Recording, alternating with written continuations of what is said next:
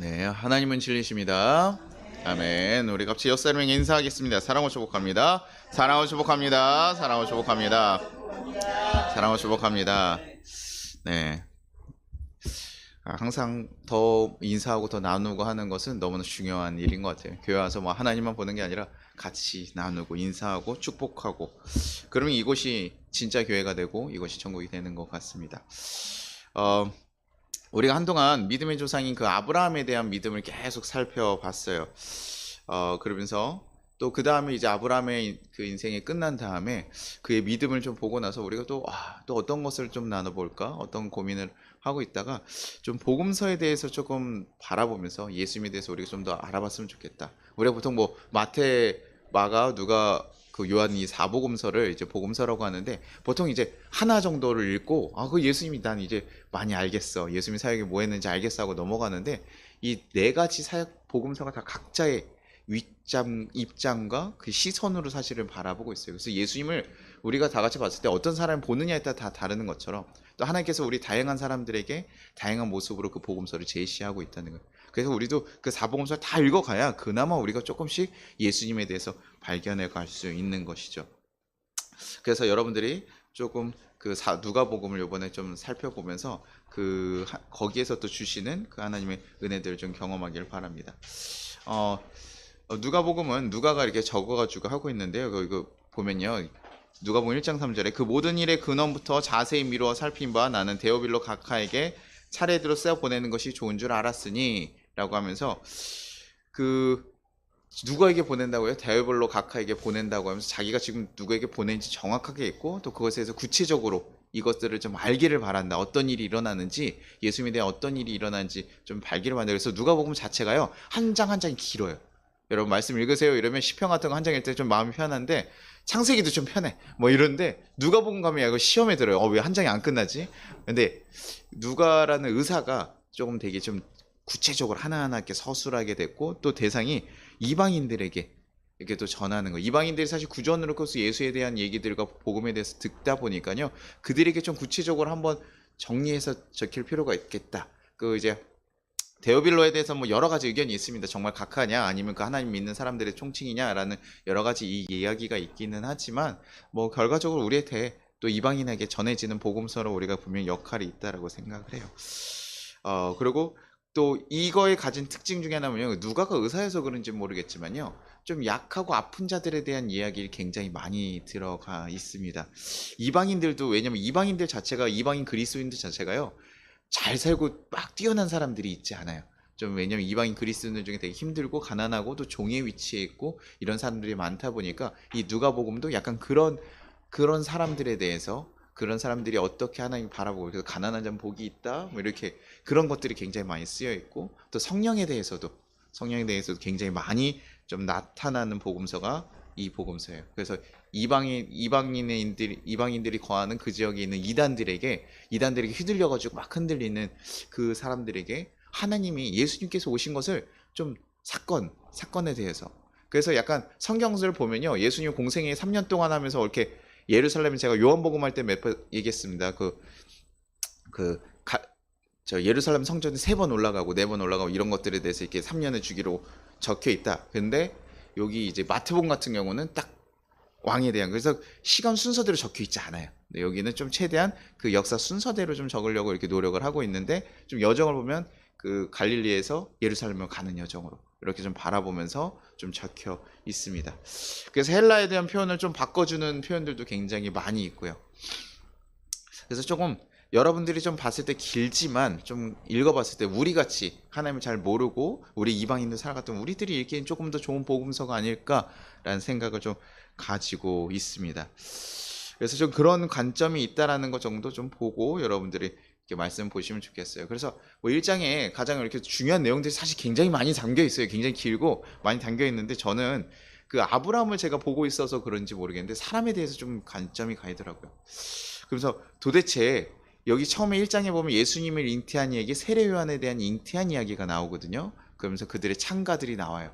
근데 생각해 보니까, 야, 이 사람들은 어떤 사람들인데, 야, 세례 요한을 잉태하는 부모로서 컨택이 되고, 예수님, 심지어 예수님을 보필하고 키울 수 있는 부모로서 컨택이 되었을까라는 생각이 사실 좀 드는 거예요.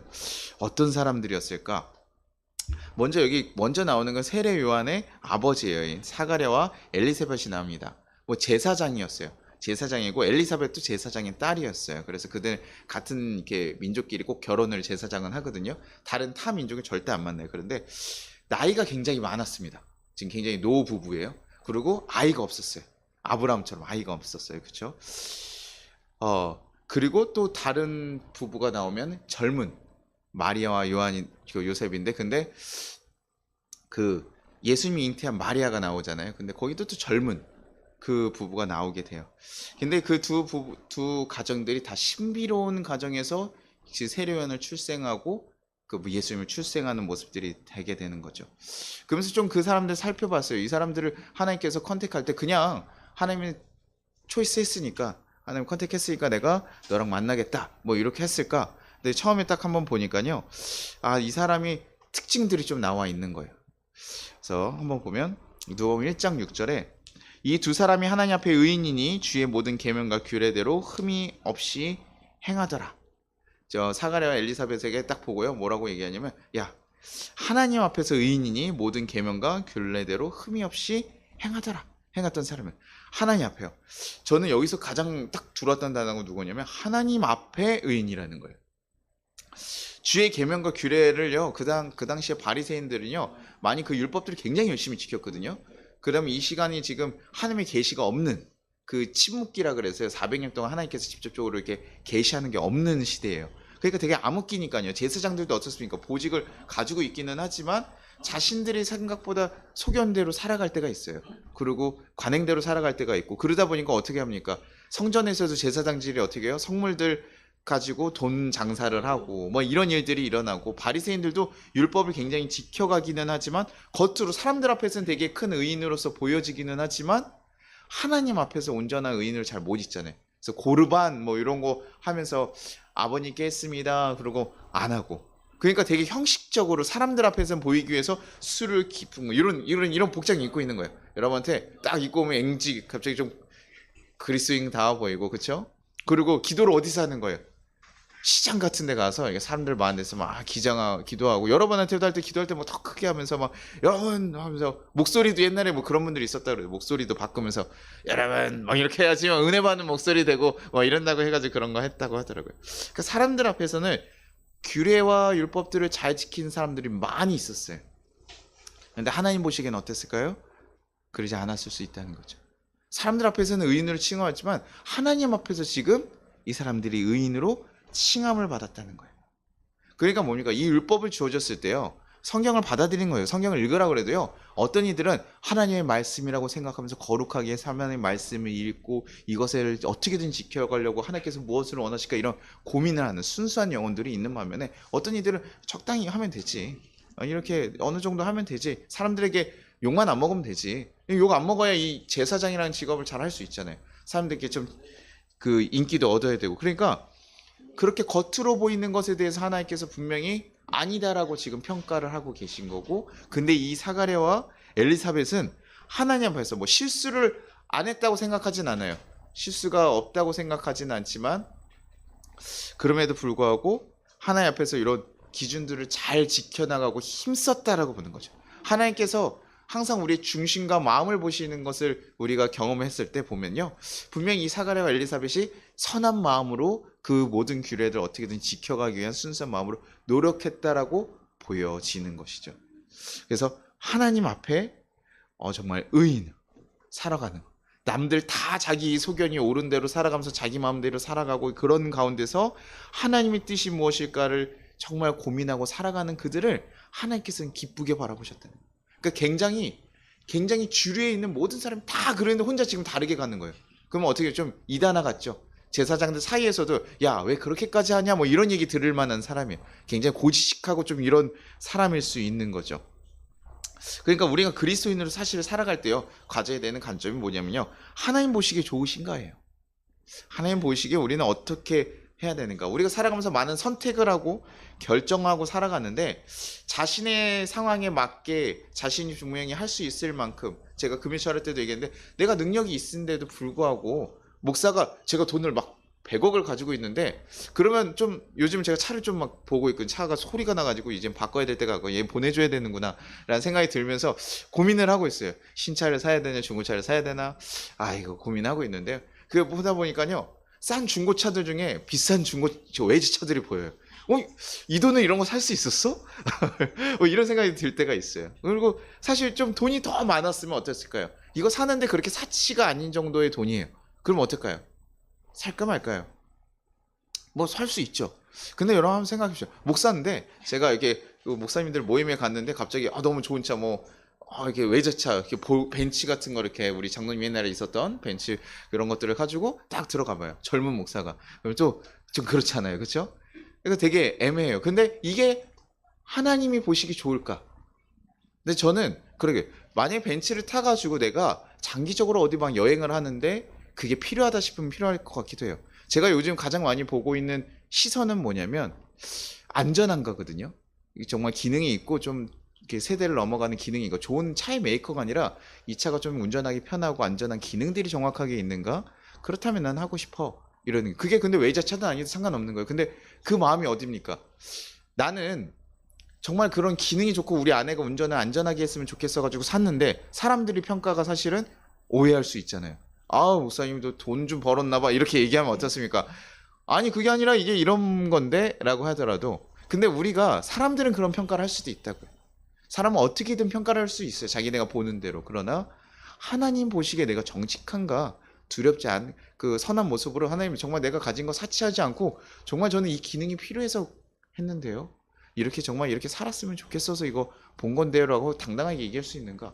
그럼 사람들의 평이 아니라 중요한 건 하나님 기준에 옳게 내가 결정하고 있는가? 나에게 있는 거 정말 낭비하지 않고 욕심 부리지 않고 내가 정말 할 수 있는가? 그것에 대해 우리는 고민해야 되는 거죠. 그래서 세상 사람들에게 유명하게 인정받는 거 사가랴 엘리사벳은 그런 사람은 아니었을 것 같아요. 제가 보니까 좀 약간 고지식한 모습들이 좀 나타나거든요. 그러나 뭐 하나의 사상 사람들에게 아무 좋은 평가 받더라도 하나님 앞에서 평이 좋지 않으면 무슨 소용이 있겠냐. 제사장들인데 특히나 그런 것들을 좀 그렇게 많이 노력한 거죠. 그래서 사가랴가요. 그렇게 그래서 하나님 앞에 의인이라는 평가를 보고 있는데요. 근데 직접적으로 천사가 와서 사가랴와 사가랴에게 얘기를 합니다. 야, 너가 아들을 낳게 되고 예수님의 앞길을 준비한 사람이 나타날 거야. 근데요, 그 천사에게 뭐라고 하냐면 사가랴가 천사에게 이르되 내가 이것을 어떻게 하려? 내가 늙고 아내가 나이가 많으니이다 라고 얘기해요. 네, 하나님이 이렇게 할 거야 라고 했지만 이거 누구나 당연한 얘기 아닙니까? 지금 저희 어머니 아버지가 딱 왔는데 하나님이 천사가 임했어요. 그래서 야 너에게 새로운 아이가 될 거다. 그럼 이제 그러면 얼마나 좋습니까? 이제 어디 주택 넣을 때도 자녀가 있어가지고 플러스 점수 받을 수 있고 청약 받을 수 있고 얼마나 좋아요, 그렇죠? 네, 그런 딱 일이 있다고 해요. 그러면 우리가 지금 나이가 몇인데 하나님 불가능합니다. 안 됩니다. 이게 가능하다고요? 아니요, 저 잘못하신 거 아니에요? 당연히 물어볼 수 있는 거죠. 아닙니다가 아니에요. 어떻게 될 수 있습니까? 라고 묻는. 근데요, 이걸 뭐냐면 천사가 말한 것을 사가랴가 믿지 못했다고 해가지고 결국 어떻게 되면 사가랴의 입이 벙어리게 돼요. 잠시 동안 말을 하지 못하게 됩니다. 그래서 예언이 이루어질 때까지 아이가 태어나서 예언이 이루어질 때까지 너가 말 못하는 자가 될 것이다. 지금 제사장이 지금 그런 상황이 된 거예요. 그러니까요, 여러분 이거 누구나 사실은 갑자기 와가지고 애가 태어날 거라고 하면 이거 누구나 지금 자기가 놀건 노부모가 태어날 거라고 하면 믿지 못할 수 있는 거죠. 너무나 당연한 얘기인데요. 그럼에도 불구하고 하나님께서 이런 말을 못하는 상황을 줬다면 어떻게 생각하실까요? 일단 제사장이에요. 갑자기 하나님 앞에 분향단에 들어가서 기도하러 들어갔는데 기도하고 나왔더니 말을 못하게 돼요. 그럼 사람들이 뭐라고 생각할까요? 그 당시에 시선들을 잘 생각해 보세요. 아까 저희가 장애나 이런 병이 있을 때 우리가 뭐라 그러죠? 이거 죄 때문에 받았다고 생각하는 사고잖아요. 근데 갑자기 말을 못하게 됐어요. 제사장이요.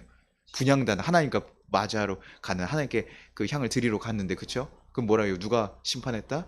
하나님이 심판했을 거다. 이거 죄 때문에 저희 드리지 않은 죄 때문에 이런 것 같다라고 생각할 수 있다는 거예요. 그리고 와서 그러면 설명하면 되잖아요. 말이 안 되더라도 설명하면 되잖아요. 그렇죠? 여러분 어떨까요? 자기도 천사를 직접 마주보고 들었는데도 믿지 못하는 얘기를 지금 사람들한테 말도 안 하고 몸으로 설명해가지고 얘기가 될까요, 안 될까요? 여러분 믿겠습니까? 제가 뭐 요즘 사기친 사람들도 많고 이러지만 그 사실 믿기 어려운 얘기를 하고 있는 거죠.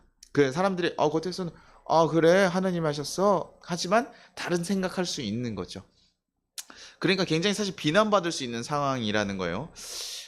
그런 상황에서요, 이 사람이 정말 되게 좀 고지식하다고 느꼈던 게 이런 상황에서 자기에게 맡긴 직무를 다 하고 나서 그 다음에 아내와 함께 가서 숨어서 이렇게 조용하게 지내요. 그 직무를 다 마치고 나서야 돌아가더라라고 하니까 굉장히 원칙적으로 살아갔던 사람이에요. 그런 사람들 가운데 지금 정말 원칙적이지 않은 일이 일어난 거죠. 이 세상에 이해할 수 없는 일이 일어난 거죠. 근데 여러분이 한번 생각해 보세요.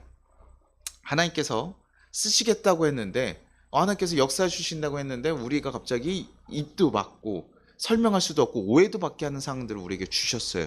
그러면 여러분 어떻게 하겠어요? 여러분 같으면 지금 요 상황이 어떻게 하겠어요? 성에 어떻게 하겠어요? 하나님 앞에 주님 뜻대로 내가 살겠습니다 딱 해가지고 갑자기 딱 삭제 보내졌는데 말을 못해. 회사 CEO야. 근데 말을 못해. 그러면 여러분 기도할 거야 안 할 거야? 성에 어떤 기도할 것 같아요? 우리 보통 그때 어떤 기도예요? 주님 감사합니다. 나를 써주시고 나를 불러주셨으니 내가 말 못하는 것도 주님의 은혜요. 내가 주님이 주신 것 주님의 은혜요. 내 생명은 주님의 것이니 내가 온전히 기쁨으로 감당하겠습니다 라고 얘기해요? 보통 그럼 우리 뭐 기도합니까? 어떤 질병 하나라만 있어도 우리 뭐 기도해요? 주님 낫게 해주십시오. 주님 알았어요. 죄송해요. 제가 알았는데 이제 이거는 좀 걷어가 주시오. 이거 제사장인데 이거 좀 너무하지 않아요? 내가 제사장인데 이거 이러면 폼이 안 나잖아요. 그죠? 이거 어디 가서 이거 다 질책받고 이거 하나님 뜻 잃어갔는데 방해가 됩니다. 주님 이것을 좀 거두어 가십시오. 내가 다시 한번 믿음으로 제대로 살아가겠습니다. 의심해서 죄송합니다라고 하면서 우리가 회개하고 나아갈 것 같고, 그리고 안 고쳐주면 어때요? 주님 왜 이러십니까 나한테? 주님 언제까지입니까 나에게 왜 이렇게 하십니까? 우리 바울도 사실 자기 안에 간질 같은 거 있잖아요. 설교자 간질 있으면 어떻습니까 여러분? 앞에 갑자기 쓰러져요. 여러분 놀라잖아요 사람들 앞에. 그리고 다른 사람 병 다 고치고 다니는데 자기 그거 못 고치고 다니고 막 이래봐요. 갑자기 신뢰가 좀 되겠냐고요. 나한테 와서 기도하고 하나님 역사로 은혜 딱 받고 다 병 고치면 하는데 앞에 자기 쓰러져 봐요. 그 사람들 갑자기 눈빛이 달라질 수 있죠. 그러니까 이게요 참 어려운 일인 거예요. 야 이거 나 불평 안 할 수 있을까? 하나님 내 안에 은혜를 주시고 다 이렇게 했는데 갑자기 불평 안 할 수 있을까? 되게 어려운 일인 거죠. 아내가 갑자기 임신을 했는데 사람들이 그러고 수긍수긍 될 거라고. 그런데 거기서 나는 말도 못해요. 하나님의 역사를 묵도하고만 있어야 돼. 그냥 조용히 숨어서 사는 거야. 사람들 의견 나오니까요. 계속 그렇게 될까? 나는 불평하고 힘들어하지 않을까? 하나님께서요 가나안에 들여보내신다는 그 약속을 주고 우리를 광야에 내보냈어요. 그러면 우리가 광야 다니면서 가나안을 계속 생각하잖아요. 근데 내가 그런 가운데서도 뭐예요? 가나안을 바라보고 있기는 하지만 광야에 다니면서 뭘 합니까? 우리는 계속 가나안 1세대들이 뭐 했었죠? 그 광야 1세대들이 뭐 했었죠? 불평과 원망을 계속 쏟아내죠. 조금만 가서 힘들면 우리가 가나안 보고 데려온 거 사실 아니거든요. 그 사람들 노예 생활에 있는 사람을 구원해주기 위해서 불렀고 그 안에 하나님의 역사들을 보여줬어요. 그리고 걸어가는데 뭐예요? 그들이요 계속 그 가운데서도요 그러면서도 가난이란 소망을 줬음에도 불구하고 그들이 걸어가면서 계속 불평하고 원망한다는 거예요. 이거 아니잖아요. 이렇게 아니죠. 그리고 가나안 정탐했을 때는 어떻습니까?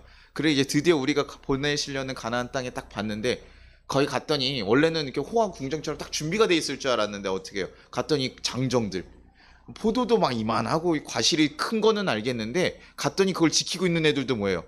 잘 먹어가지고 걔네도 커. 그리고 우리가 딱 보니까 광야에서 지금 잘 먹지 않고 노예 생활을 하던 사람들은 어떻습니까? 이거 뭐 비하려는 건 아니지만 북한 사람과 우리나라 사람들 똑같은 사실은 한 민족인데도 그 잘 먹고 못 자란 사람들과 요즘 우리 아이들 보면 요즘 애들 보면 이렇게 큰지 모르겠어요.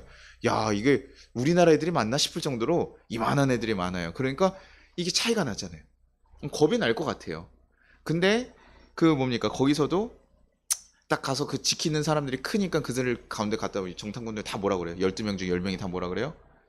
불평하는 거야. 죽어도 안 됩니다. 이거 가면 우리 그냥 이거 하나님 우리 죽이시려고 보냈습니까? 저자들을 어떻게 이기라는 거예요? 그냥 보내주실 거면 좀 좋은 데다 딱 해놓고 보내시지. 아니 쟤네를 어떻게 이기고 우리가 들어가요? 라고 하면서 지금 불평불만을 쏟아내기 시작하는 거예요. 자기네의 생각과 자기네 그 눈으로 보고 자기네들 그 생각 안에서 불평하고 있는 거죠. 그러니까 아마 하나님께서는요, 가나안에 정말 들여보내실 생각이었다고 저는 생각해요. 40년을 돌려보내면서 이게 아니라 하나님께서는 이미 주시려고 했어요. 근데 그걸 믿음으로 받고 걸어갔으면 주셨을 텐데 그들이 그걸 받지 못한 거예요. 자신들의 시선에서. 또 광야 돌아다니면서도 저는 생각하기로는 하나님께서 이들이요, 다시 하나님께서 이렇게 딱 얘기하셨잖아요. 그때 광야 가면서 다시 돌면서 아, 내가 하나님 밑에서 다시 한번 고민하고 제대로 섰다면 저는 하나님이 지금까지 우리에게 하신 거 보면 다시금 돌리셔가지고 다시금 걷게 하셨을지도 몰라요. 그러나 그 민족들이 그 안에서 온전히 변했다? 못 변했다? 변하지 않았다는 거예요. 그러니까 결국 그들 1세대 중에 딱 몇 명 빼고는 다 가지 못하잖아요. 그 정탐했을 때 제대로 봤던 이들 빼고는 가지를 못하는 거예요. 그러니까 우리도요, 하나님을 온전히 신뢰하지 못하면요, 계속 불평하고 우리가 해결할 방법들을 계속 찾아서 뛰면서 난리를 치면서 살아가는 거예요. 그랬다면 그 사가랴가 지금 이랬다면 어떻을까? 하나님께서 말을 못하게 하고 이랬다면 우리가 뭐래요? 예언 기도라도 어디 받으러 가고 병원도 찾으러 가고 막 이러면서 날뛰는 사람이었다면 어땠을까요? 새로운 태어날 수 있었을까요? 없었을까요? 없었을 것 같아요. 그러니 걱정이 되고 좀 어떻게 의심도 될 수도 있고 좀 두렵기도 할 수 있지만 하나님 앞에서 온전히 순종할 수 있는 사람들을 하나님 찾아서 세워가시는 거죠. 400년 동안 하나님의 음성이 없었음에도 불구하고 400년 만에 나타난 하나님의 음성이기 때문에 너무나 낯설고 자기도 들어본 적도 없어요. 자기 주위한테 하나님 그렇게 얘기하신다고 들어본 적이 없는 사람인데도 불구하고 그 얘기를 믿을 수 있는 사람, 그 사람을 하나님께서 선택하신 거죠. 마리아도 사실 비슷하게 천사가 또 임했었죠. 누가복음 1장 20절에 1장 20절인가? 천사가 이르되 마리아여 무서워하지 말라. 내가 이거 맞나요? 잠깐만요. 한 절을 제가 빠뜨렸나 봐요. 1장 20절 제가 1장 30절이에요. 제가 한번 읽어 드릴게요. 누가복음 1장 30절. 천사가 이르되 마리아여 무서워하지 말라. 내가 내 하나님께 은혜를 입었느니라. 마리아에게도 천사가 이렇게 얘기를 하고 너가 잉태할 거다. 보라. 예수를 잉태할 것이다. 이렇게 해서 복된 소식에 대해서 얘기해 줘요. 하나님의 아들을 심지어. 그렇죠? 근데 그녀도 뭡니까? 천사잖아요. 근데 천사라는 존재 자체에서 일단 겁이 나는 거예요. 두렵고 또 그 말도 정말 어려운 얘기죠. 이게 진짠가? 지금 천사가 앞에 있는 게 내가 맞나? 아니면 내가 이거 잘못해서 하나님 찾아오셨나? 이런 걱정을 하면서 그 앞에 막 있는 거예요. 근데 너가 예수를 잉태할 거야. 지금 처녀한테요. 그 얘기를 하고 있는 거예요. 이게 너무 이상한 얘기인 거죠. 사실은 바라보시오. 내가 원하는 일이었으니까 마리아가 처음부터요. 주님, 내가 처녀지만 하나님이 잉태하기를 원합니다. 그래서 하나님의 자녀를 낳고 하나님의 정말 족속이 되기를 원합니다. 라고 얘기했을까요? 그러지 않았을 거라고요. 그렇죠? 원하지 않았던 일이에요. 그렇죠? 하지만 하나님께서 그 얘기를 선택하셔서 지금 주신 거예요. 그리고 처녀가 잉태하면 어떻게 된다 그랬었죠? 저희가 그 당시에 약혼자가 있는데 처녀가 잉태했어요. 그러면요, 약혼자가 죽여도 되고 그들의 가족이 그를 죽여도 되고 언제든 돌을 맞아서 죽을 수 있는 상이에요. 그런데 그 상황 가운데서 지금 얘기를 하고 있으니까 얼마나 두렵겠어요. 이게 무슨 소리지? 감당할 수 있는. 그런데 그래도 걱정하는 그녀에게 얘기해 줍니다. 성령께서도 엘리사벳이 임신했다. 너의 앞전에 세례 요한을 임신하는 그녀가 있다. 너만 그런 게 아니라 그 앞에 또 임신한 하나님의 성령으로 임신한 자가 있다라는 것을 얘기해 주는 거예요. 그러고 나서 이거 끝나자마자 마리아가 찾아가서 엘리사벳을 만나고 거기 임태한 거를 확인하고 나서요. 그때서 이제 기쁨의 찬가를 하나님께 올려드려요. 근데요, 요 얘기를 딱 듣고 나서 마리아가 무슨 고백을 하냐면, 제가 말씀이 어디 갔죠? 잠깐만. 20절이 왜 들어가 있는지 모르겠네. 네, 30절이고, 네, 제가 하나를 더 넣었었나 봅니다. 아까 제가 말씀 읽으면서 제가 혹시 말씀 안 드렸나요? 네. 그거를 제가 안 보여드렸네요. 죄송합니다. 제가 이렇게 헤매고 있네요. 그렇죠? 네. 근데 마리아가 무슨 고백을 했냐면, 대저 하나님의 모든 말씀은 능하지 못하심이 없느니라. 네, 그렇게 고백하는 거예요. 우리는 보통 이런 고백 언제 합니까? 여러분이 기도를 받았을 때 너의 인생이 잘 될 거다 얘기했을 때 합니까? 성애자매 생각해 보세요. 목사님 목사님이 나한테 맨날 시유하라 그래. 뭐 쓸데없는 얘기를 자꾸 하지. 부담 가게 저 자식이 뭐 이러면서 생각할 수 있잖아요. 근데요, 여러분 갑자기 기도하다가 정말 이거 뭐 제가 얘기하는 게 아니라 부담 주려고 하는 게 정말 기도하다가 제가 만약에 얘기했어요. 성애야, 너에게 이 나라를 주겠다. 뭐 이런 얘기를 했어요. 그럼 어떻게 합니까? 이 사람이 이게 정신이 나갔나 이게 좀 뭐 이렇게 생각하고 아멘 그냥 뭐 이러고 흘려 듣잖아요. 그러고 나서 뭐야 나중에 정말 내가 이것을 뭔가를 이루게 하고 하나님께서 주셨어. 그때 우리는 보통 무슨 고백을 하는 거예요? 주님이 능치 못하시면 없습니다. 이 빈약한 자를 세워서 아니 그 인간 쓸데없는 얘기한 줄 알았더니 아니 진짜였구나 이러면서 그러면서 얘기하면서 우리가 그때서야 꼭 얘기하잖아. 근데 지금 마리아 언제 얘기하는 거예요? 자신이 지금 임신했다고 해서 돌에 맞아 죽을 수 있는 그런 위험한 상황인데 그 말씀만 들었을 때 뭐라고 하는 거예요? 얘기하는 거예요. 하나님 능치 못하시면 없습니다. 지금 자기가 그 얘기 했다고 해서 믿을 사람이 있을까요 없을까요? 저희는 그래도요 성령이 잉태한 거 한번 경험했잖아요. 마리아가 있으니까 앞전 일이 있는데 없었다고요. 400년 동안 침묵기에서 400년 동안 그런 하나님의 계시가 하나도 없었다고요. 그런 시대에 갑자기 하나님이 나에게 오셔서 성령으로 잉태하게 하셨어. 여러분 어떻습니까? 이거 정신병자처럼 보일 수 있는 얘기예요. 그러다면 신이 저거 사고 치고 나서 지금 할 말 없으니까 저거 아주 야 헛소리 한다. 지금 이렇게 얘기하기 좋은 거죠. 그런데도 불구하고 하나님은 하나님의 모든 말씀을 능치 못하심이 없음이라고 지금 믿음으로 고백하고 있는 거예요. 저는 정말 대단하다고 생각했어요. 그리고 나서 엘리사벳 보고 나서 뭐 했다고요? 하나님께 찬가했다고. 지금 신날 일이에요. 지금 자기 임신한 거 걸리면 죽을 상황인데 지금 신날 일이 아니잖아요. 근데요 하나님께 고백해. 그 더 특이한 사람들 뭐냐면 사가랴도 고백해요. 사가랴도 자기 벙어리 되고 이게 딱 풀렸을 때 그때서 사가랴도 하나님께 참여해요. 마리아는 그 전에 참여하고 사가랴는 야 하나님 이렇게까지 하셨어야 됩니까? 우리 불평할 수 있는데 그게 아니라 하나님 주님이 하셨습니다라고 고백하고 이 비천한 종을 하나님께서 복을 주시고 이게 인간적인 눈에는 너무나 어렵고 힘들어 보이지만 하나님 그렇게 주셨으니 너무나 감사하다고 고백하는 거예요. 그 그리스도인 삶이 참 그래요. 남들은 다 욕하고 미련하다고 얘기를 하더라도 하나님의 살아계심을 경험한 자들은요 주님과 함께하는 믿음 생활에 대해서요 너무나 귀하고 복된 일이라고 하는 거예요. 주님이 함께 하시니까 내가 복되다. 야 지금 집이 기울어가고 있는데 넌 주일날에 교회 가가지고 너 그렇게 하겠냐? 야 주일날 하루라도 더 일해야지 네가 가족을 세우고. 너무나 맞는 이야기잖아요. 그렇죠? 인간적으로 들었을 때 너무나 맞는 얘기인데요. 근데 뭐합니까? 그래도 불구하고 집에 하나님께 가서 기도해야 돼. 이런 얘기하면요 만약에 크리스찬이 아닌 사람이 들었을 때 뭐예요? 답답해 죽겠는 거예요. 야 너 지금 네가 갚아야 될 게 뭐고 네가 지금 해야 될 일이 얼마나 많은데 지금 교회 가서 좋을 때 하는 거지. 신앙은 네가 좋을 때 하는 거지 그렇게 하냐? 근데 하나님이 경험한 사람들만이 뭐예요? 그것이 얼마나 귀한 것인지 알고 있다라는 거예요. 어떻게 보면 미친 게 맞아요.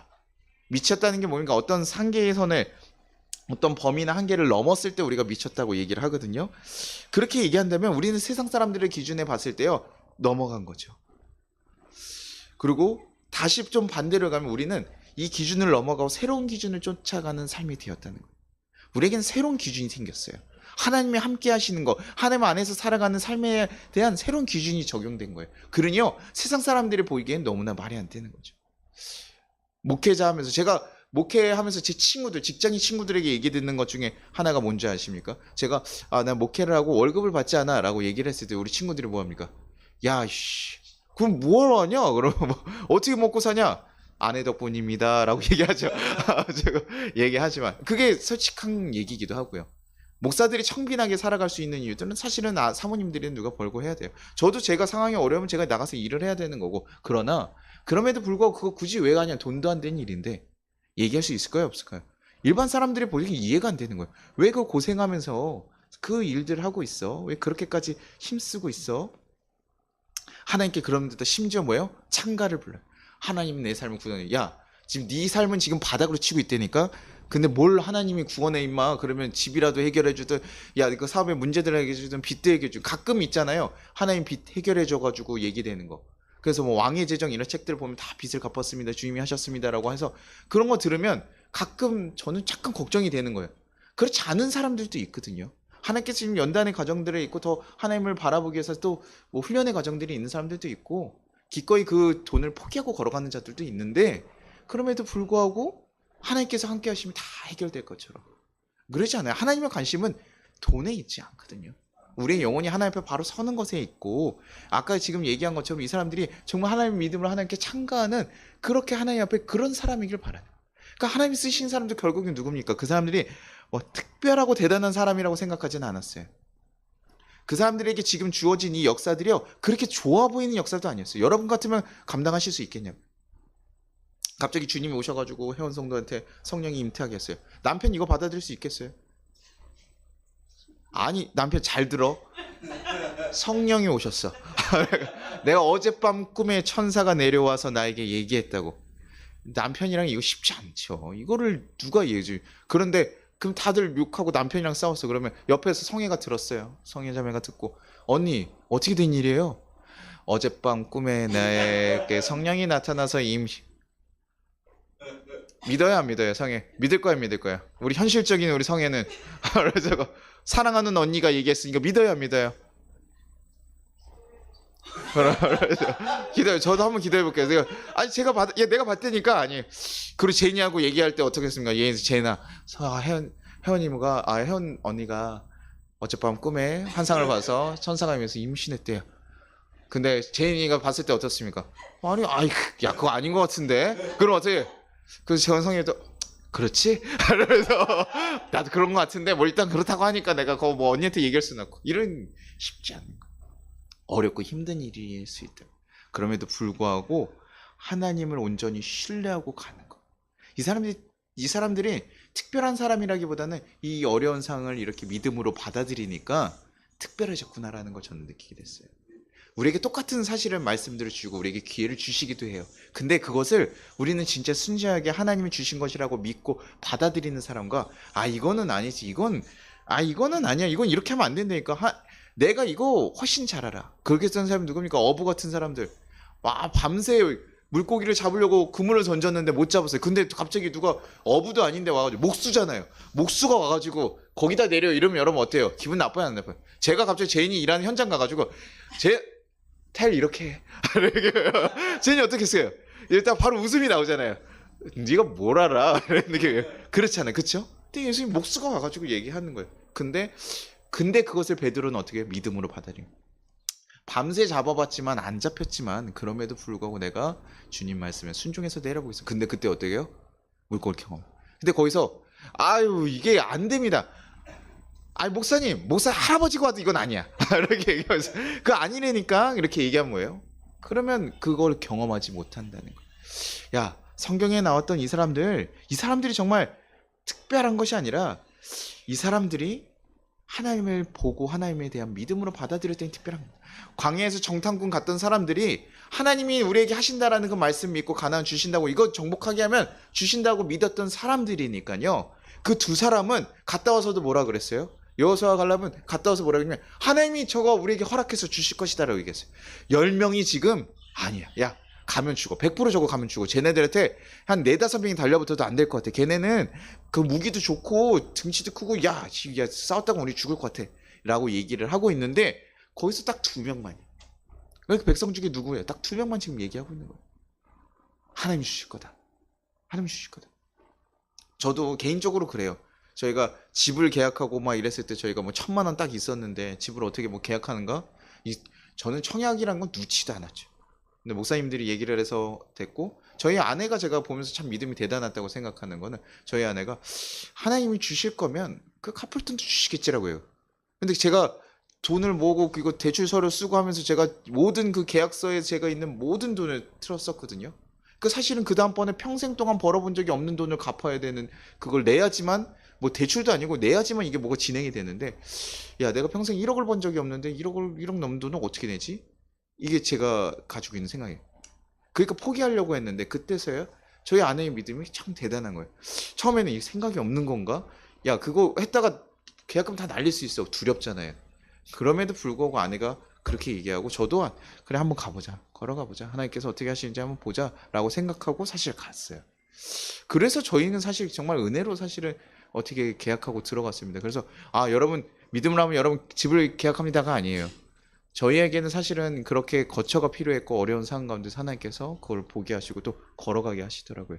그래서 우리가 하나님 믿었기 때문에 주신 것일까 뭐 아닐까 이거는 잘 모르겠어요. 그러나 하나님께서 역사하시는 사람들을 봤더니 세상을 뛰어넘는 그런 믿음을 가지고 있고, 그래서 어떻게 보면 미친 결단들을 하고 미친 길을 걸어가기도 하는데, 그 걸음을 걸어간 사람들을 통해서 하나님께서 뭐 하신다는 거예요? 하나님의 역사를 이끌어 가시더라는 거예요. 그런 믿음을 가지고 있고 그렇게 나아갈 수 있는 자들을 통해서 하나님께서 일을 해가신다는 거예요. 그 사람이 특별한 것은 딱 하나예요. 하나님에 대한 믿음이 있는 거. 하나님을 온전히 신뢰하는 거. 하나님 말씀하셨을 때 그것을 아멘, 주님 말씀이면 능치 못하심이 없습니다 고백하고 할 수 있는 믿음이. 자기의 눈에 보이는 걱정과 두려움 모든 것들을 다 넘어서 바라볼 수 있는. 그러니 하나님께서 예수님의 가정으로 세우시고 또 세례요한이라는 하나님의 앞길을 준비하는 정말 귀한 자로서 세워주시는 거죠. 여러분들 뭐 어떤 가정에 사실 내려오면 좋겠습니까? 부유하고 능력 있고 더 많은 것을 배울 수 있는 정말 유능한 그런 정말 1등 뭐 제사장 이런 데다 보내주면 좋지만 그게 아니라 하나님 보신 것은 하나님의 말씀을 온전히 따르고 순종할 수 있는 자. 그래서 어떤 상황이라도 내가 안 될 이유는요 너무 많아요. 안 될 이유 찾으면요 너무나 많고 이성적으로 생각하고 막 생각하면요 그게 맞아요. 그래서 예전에 주일날 주일 성수하기 위해서 여러분 뭐 가게를 내려놓으십시오. 갑자기 제니가 나중에 이제 사장이 딱 돼가지고 일을 하는데요. 갑자기 이 주일까지 일을 해야지 가능한데 막 한 10억 건이에요. 그럼 어떻게 해야 됩니까?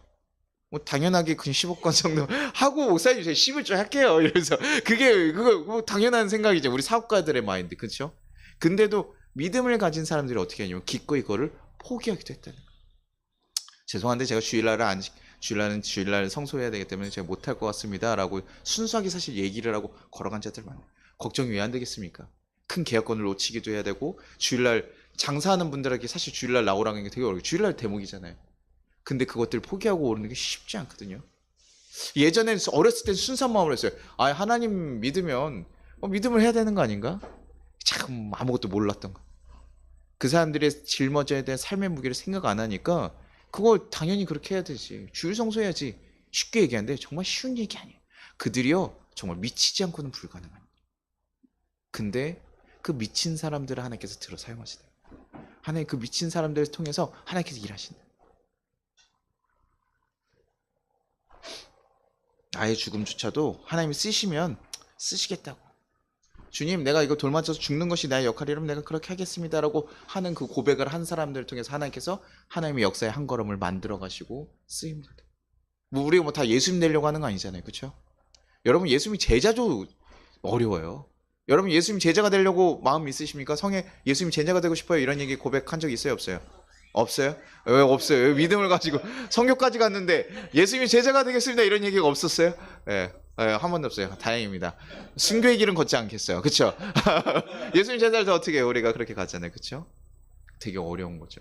오늘 감사책 보면서도 순영한 목사님 뭐 이렇게 보면 자녀들이 죽었는데 감사하고 내가 순교할 수 있는 자녀를 우리 가정에 태어나게 하셔서 감사해요. 이게 여러분 말이 됩니까? 아들이 죽었어요. 말이 안 되는 얘기죠. 그렇죠? 하나님의 시선으로 그것을 바라보고 왜 그 아프지 않겠습니까? 그 사람들은 냉혈한이어서 그럴까요? 그렇지 않다고요. 하나님을 그럼에도 불구하고 신뢰하고 하나님을 의지하고 그래서 하나님을 믿는 그 걸음을 하나님 그 인생들 하나님께서 정말 기쁘게 봐주실 것을 정말 믿으면서 그것을 참고 걸어간 거예요. 이것이요 뭐 한순간에 일어나는 한순간에 선택을 잘했냐 안 했냐 이런 도박 같은 이야기가 아니에요. 그들의 삶에서 하나님 보시기에 의인으로서 하나님이 주신 이 말씀 작은 거 하나라도 어떻게 해요? 정말 내 마음 다해서 지켜가려고 하고 어떻게든 그것을 따라가려고 하고 하나님 앞에서 죄의 길을 걸어가지 않기 위해서 적당히 보여지는 것처럼 목사들 보면서 목사들 앞에 섰을 때는 말도 잘하고 잘할 수 있잖아요. 근데 제가 죄짓는지 안 짓는지 여러분 다 아셔요 몰라요? 모르죠. CCTV로 저 감시하면서 24시간 여러분 보면 어떨까요? 그러면 제대로 살 수밖에 없잖아요. 그렇죠? 아이 몰라 뭐 이러고 살지 않을 거 아니에요. 그렇죠? 그럼에도 불구하고 지금 이들은 뭐예요? 하나님 항상 보시고 있다고 생각하고 그 삶을 살아갔던 사람들이에요. 그러니 다른 사람 보기에는 이렇게 뭐 이렇게 고지식하고 막 이렇게 별거 없어 보이고 이러지만 그럼에도 불구하고 하나님 보시기에는 의인. 그 사람들 그렇게 작은 것에 순종하면서 살아왔던 사람들 그래서 실수하고 넘어졌더라도 주님 앞에 다시 돌아오려고 힘쓰고 살아갔던 그들을 하나님께서는 이렇게 귀하게 큰 그릇으로 사용해 주시는 거예요. 그러니 작은 것에 충성된 자가 큰 것을 맡길 수 있다고 하는 게 작은 것도 못하는데 어떻게 맡깁니까? 하나님과 함께하고 싶다면 우리에게 주어진 것을 정말 잘 기뻐하며 감사합니다. 그러니 우리가 불평하고 걱정하기보다는요 하나님 말씀에 순종하고 나아가는 훈련들을 해야 되는 거예요. 우리의 그릇 내가 쓰는 대로 쓰겠다. 하나님께서요 막 정말 많은 걸 배웠어요. 하나님께서요 성약 한 10개 언어 할 수 있게 만들어 놨다고 해보세요. 그럼 어떻습니까? 하나님께서 이렇게 가르치고 배우게 할 때는 우리가 이유가 있다고 생각하잖아요. 그래서 하나님께서 정말 드높게 쓰시겠다라고 생각했는데 봤더니요 갑자기 어디 학원에서 애들만 가르치래. 10개를 할 수 있는데 옛날 TV에서 나와가지고 나 천재로서 막 찍기도 했는데 이랬는데 갑자기 막 이렇게 해봐요. 내가 그릇을 만들었는데 이게 나는 메인 그릇인 줄 알고 이렇게 화려하게 해가지고 딱 했는데 갑자기 뭐요? 앞에 식사를 하러 써. 그럼 우리 뭐 한다고요? 불평한다고요. 하나님, 제가 이 정도 그릇은 아니지 않아요? 이거 나 왜 이렇게 쓰죠? 이 큰 그릇에 이렇게 화려하게 만들어 놓고 막 다이아를 이렇게 박아 놓고서 이렇게 존귀하게 사용할 것처럼 해놓고 간장 종지했어. 그런데 저기 보니까 메인 음식은 이렇게 둥글하게 아무것도 아닌 거에다 쓰고 있어요. 그럼 우리 불평해야 하네요. 불평해요. 잘 보세요. 제가 목사님들도 막 그거 있잖아요. 근데 우리 동창회 같은 거 친구들 나가서 만나보면 어떻습니까? 뭐 당청회를 잘 안 하시죠, 나이들이. 그렇죠? 그런데 봤을 때 저 사람 보니까 내가 보기엔 내가 더 괜찮을 것 같은데. 근데 저 사람 이렇게 막 크게 쓰고 있어. 근데 나는 막 이렇게 작게 쓰고 있으면 우리 사람들 뭐예요? 불평해야 하네요. 제인 기술이 너무 좋아가지고 내가 컥한데 저기 뭐 지금 기술도 없는 것 같은데 갑자기 유튜브 하더니 떠가지고 이렇게 돼서 몇십씩 벌어. 그럼 우리가 보통 뭐 하냐고. 그러면 보통 우리나라 사람 신보들이 뭐 하냐면 그걸 못 참아요. 가가지고 이거 뭐가 문제가 있다 지적하기 위해 자기 거를 그럼 자기도 그렇게 하면 되잖아요. 근데 그게 아니라 우리나라 사람들은 일단은 저 자식이 사는 건 막아야겠다. 이거를 우리나라 신보가 조금 그래요. 근데 좀 같이 잘 되기 위해서 배우고 성장하는 사람이 되면 좋은데 우리가 그렇다고. 근데 하나님께서 주신 그릇들을 우리 순종합니까 못합니까? 못한다고요. 하나님 내 남편은 어찌하여 이 모양입니까?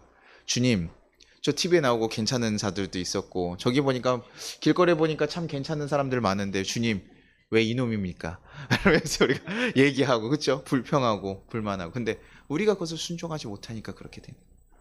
그러니 그 관계가 좋아지겠어요 안 좋아지겠어요? 내가 일하는 게 신나겠어요 안 나겠어요? 그냥 일할 때는 괜찮았는데 저 사람 보니까 불평이 나오고 불만을 가지면서 못한다고.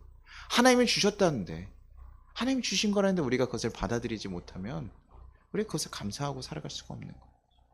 우리 필리핀에 있는 사람들 우리보다 어려우니까 정말 더 힘들고 어렵고 두렵게 삽니까? 아니요. 저는 필리핀 가서 그렇게 가난한 사람들 만나보고 힘들어한다고 생각되는 사람이 별로 없었어요. 심지어 저 사람들 어떻게 저렇게 행복하지라고 고민되었던 사람들 훨씬 많았어요. 빈민촌에 가서 그 사람들 만나면서 정말 나는 잘못 살고 있는 게 아닐까? 정말 엎드러지는 모습들을 보입니다. 저렇게 힘들고 어려운데도 정말 잘 살아가는 걸 보면서 우리는 왜 행복하게 누리지 못한가? 하나님께서 그러면서 생각을 합니다. 나는 예전에 내가 하나님 이렇게 태어나기 한국에 태어나기 전에 하나님께 내가 혹시 기도하지 않았을까? 하나님, 저는 너무나 조금 편한 곳에서 좀 살고 싶어요. 하나님, 그러니 좀 좋은 곳에 태어나게 해주십시오.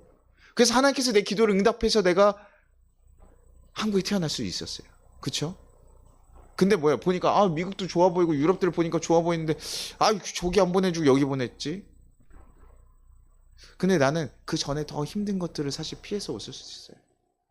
그러니까 결국에는요 우리가 무엇을 받았을 때도 그것에 순종하고 받아들이는 모습이 필요합니다. 감사함으로 그것을 이겨나기를 간절히 바랍니다. 신명기 8장 7절에요. 여러분의 하나님 여호와께서는 시냇물과 연못이 있고 산골짜기에 샘물이 흘러 넘치는 아름다운 땅으로 여러분을 인도하실 것입니다. 여러분에게 정말 귀하고 좋은 땅, 아름다운 땅으로 여러분 인도할 거라는 그 믿음을 가지고 가라. 이게 지금 그 광야 백성들에게 얘기하는 거예요. 그들이 고백하는 거 아니에요. 그들을 그렇게 주실 거라 믿고 걸어가면 이 광야에 있지만 나는 하나님께서 인도해 주실 걸 믿기 때문에 갔을 때도 저거 정복해라 그러면 모르겠어. 어떻게 정복해야 되는지도 모르겠고 어떻게 가야 될지 모르겠지만 알겠습니다. 아멘. 내가 가겠습니다. 그럼 그때서 이기는. 여리고성 어떻게 무너졌어요? 그냥 돌고 무너져요. 피땀 흘려서 싸운 거 아니에요. 하나님 방식으로 준비가 되는데 우리가 그것을 못 보니까 그걸 안 하는 거죠. 하나님 저 큰 성벽을 어떻게 7번 돌아가지고 무너집니까? 지금 전쟁을 세우고 투석기를 만들고 지금 그런 거 공성전을 해야 되죠? 그게 아니라고요. 그래서 하나님의 역사는 하나님 믿는 자들, 하나님 뜻에 순종하는 자들 통해서 여러분들에게 그 역사들이 있기를 소망합니다. 여러분들 그래서 목사님 지금 말씀하시는 게 너무나 말도 안 되는 이야기고 허무맹랑한 얘기 같을지라도 여러분들이 정말 그것을 고백하고 경험하고 그 믿음의 순살 왔을 때 한번 꼭 걸어보셔서 그 믿음을 좀 경험하시고 여러분 삶에 하나님이 어떻게 역사하시는지 보여주시기를, 정말 또 그것을 고백하기를 간절히 소망하겠습니다. 같이 찬양하고 기도하겠습니다. 그래서 우리가 항상 사모님, 네, 우리가 언제나 그 하나님 마음을 알고, 그래서 우리 모든 순간들 가운데 온전히 그 길을 걸어가기를 간절히 바랍니다. 음식 준비하면서 죄송합니다. 여러 가지 다 시키고, 반주도 시키고, 음식도 하고, 아이들도 보고, 목사도 섬겨야 되고, 감사합니다. 네, 같이 찬양하겠습니다.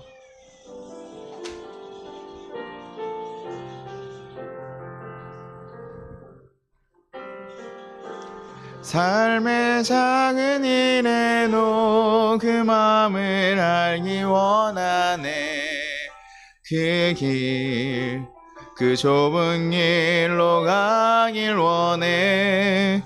나의 작음을 알고 그분의 크심을 알며 소망, 그 깊은 길로 가길 원하네. 삶의 작은 일에도, 삶의 작은 일에도 그 마음을 알기 원하네. 그 길, 그 좁은 길로 가길 원해. 나의 작음을 알고 그분의 크심을 알며 소망, 그 깊은 길로 가길 원하네. 저 높이 솟은 산이 내기보다 여기 오름직한 농산이 되길, 내 가는 길만 비추기보다는 누군가의 길을 비춰준다면 내가 노래하듯이 또 내가 얘기하듯이 살길, 난 그렇게 죽기 원하네. 삶의 한 절이라도 그분을 담기 원하네. 사랑, 그 높은 길로 가길 원하네. 그 좁은 길로 가길 원하네. 그 좁은 길로 가길 원하네. 그 깊은 길로 가길 원하네. 그 깊은 길로 가길 원하네. 우리 같이 거두는 기도하겠습니다. 우리가 정말 주님을 믿는다는 것은 그분의 크심을 믿는 것입니다. 나의 길을 인도하실 것, 선한 길로 인도하실 것을 믿는 것입니다. 그것이 세상을 살아가면서 하나님의 말씀 그대로 받아들이는 거 쉽지 않은 것을 고백합니다. 내 생각이 커지고 내 힘이 커질수록 하나님의 말씀 따라가는 게 어려움을 고백합니다. 그러나 우리에게 주신 것들을 우리가 의심 말고 흔들리지 않고 온전히 믿어갈 수 있게 해달라고, 그래서 우리 삶에 정말 그 역사들을 묵도하고 경험할 수 있는 일이 일어나게 해달라고, 그래서 그 일들에 감사하며 정말 특별하게 살아갈 수 있는 귀한 자들 되게 해달라고. 주님, 우리 삶에 그 커다란 역사에 있기를 바랍니다. 내가 크고 작음에 비교하고 불평하고 살아가는 게 아니라 하나님 주신 것을 귀하게 섬기며 나아가겠습니다. 하나님께 주신 것 한 절이라도 잘 지키며 순종하며 나아가겠습니다. 그 마음 가지고 우리 잠깐 기도하고 제가 마무리 기도하겠습니다. 같이 기도하겠습니다. 하나님 아버지, 감사하고 감사합니다. 하나님, 우리가 연약합니다. 하나님, 우리가 너무나 약합니다.